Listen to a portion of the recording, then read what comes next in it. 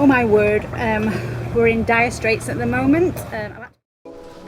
A world is a book. Those who do not travel read only one page. Travel has helped us to understand the meaning of life, and it has helped us to become better people. Each time we travel, we see the world with new eyes. People think that because we keep travelling and searching for new things to do, we are not focused. But travel helped us find our purpose and put focus into our lives. The more we get lost in our travels, the richer our lives become.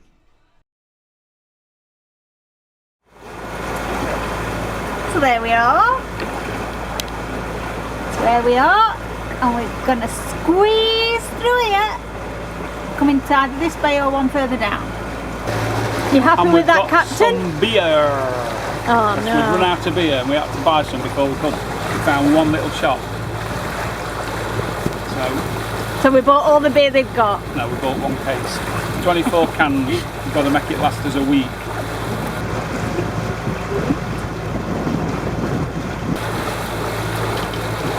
So just show us what you were going to say about that stupid, what is it? There's a little island bit just over to right, and we were going to come round that way, but we've come this way. But Navionics were trying to send us through there instead of coming down here, and it's stupid. It's like 200 foot wide. Yeah, to go around 2 metres deep. Stupid. So don't always trust Navionics if you're sailing in the dark. Check it before you set off. But is it user error like No. before? Is it because you've got it set to quickest route? I've done it on an automatic route.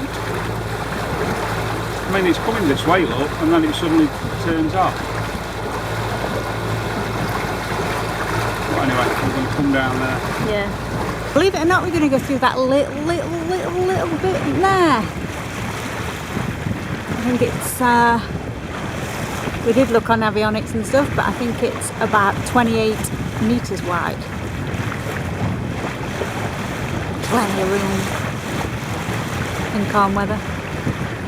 Just film my beautiful husband looking where we're going, look. Getting us in all safe and smiling. Look. Oh. Kirapanaya Island. So we anchored for the night, but decided early morning to set off for the Three Fingers. Good morning. Well, it feels dead early, but it's not really. It's just gone 8 o'clock. And we're setting off on what is potentially a 10-hour sail. Feels like we've 8.5. I bet it's 10 by the time we get there. On our way towards the Three Fingers, Halkidiki area. So hopefully we'll get some wind and we will be able to sail as opposed to motor.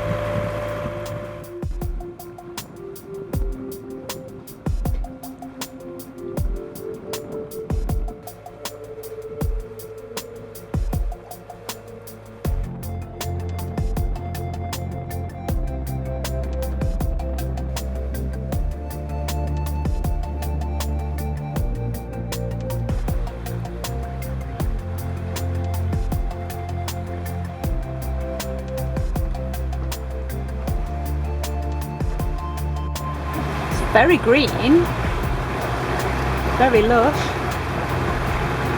The hills look almost fluffy.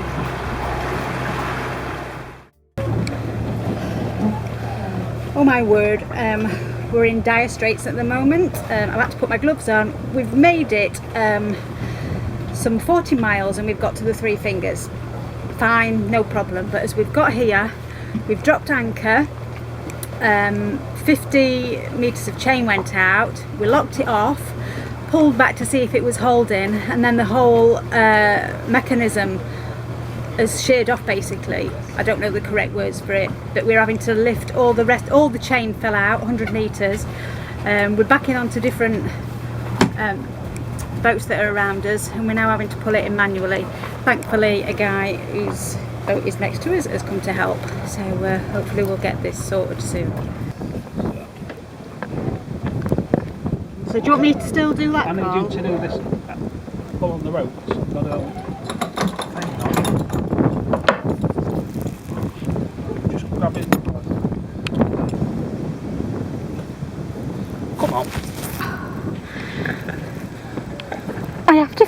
Oh, You will never so what are we forget it. doing? Yeah. Ready? Yeah. Pull that other rope out.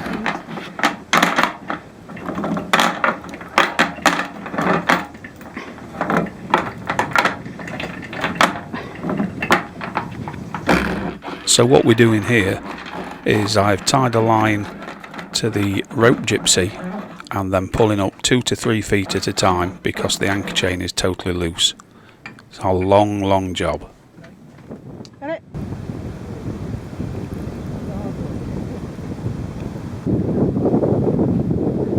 Get ready.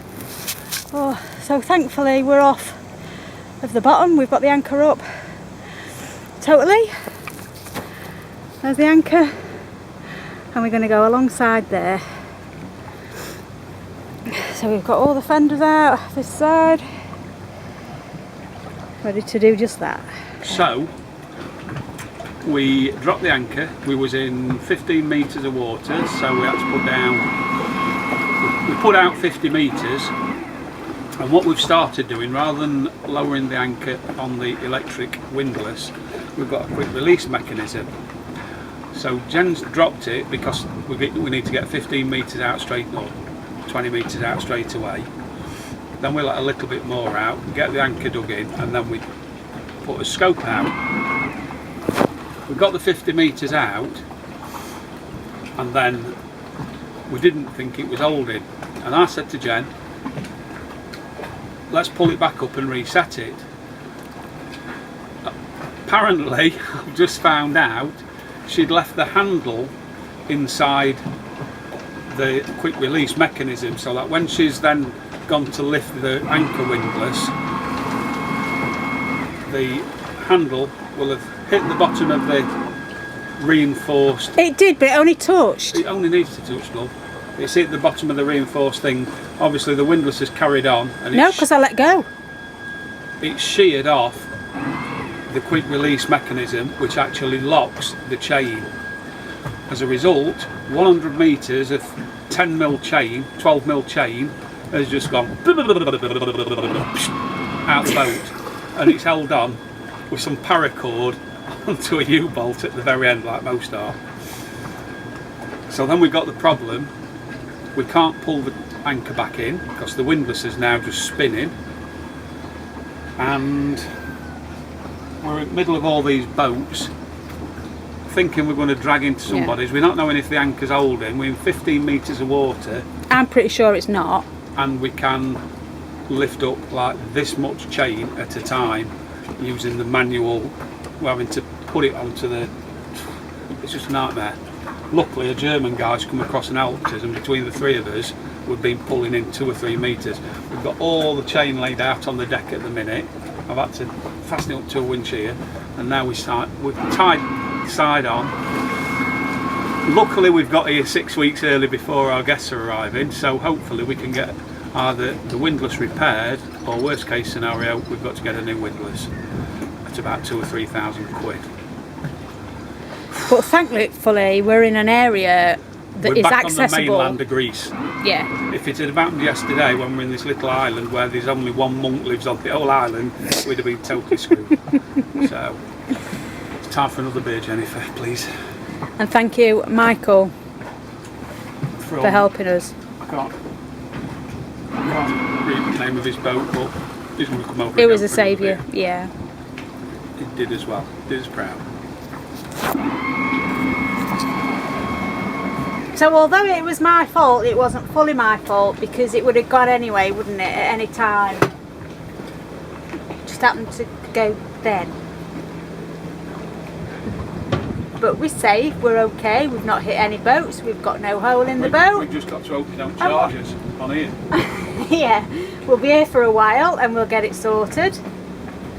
And there's plenty more windlasses in the shop. The problem is it's Saturday night now. It's Sunday tomorrow, so we can't do anything today. We can't do anything tomorrow. No, yeah, but just look.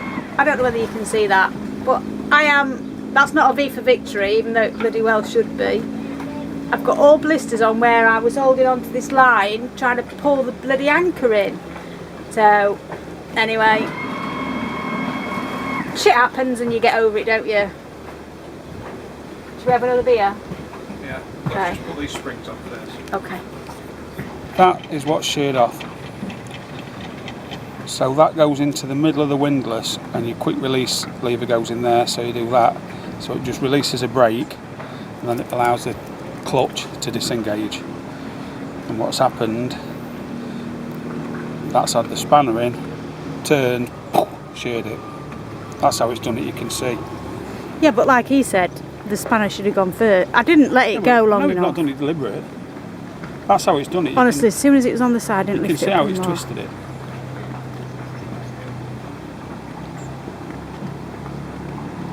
So hopefully we can get the old bit of bolt out if I take it apart. The good thing about it is we can mark now the chain.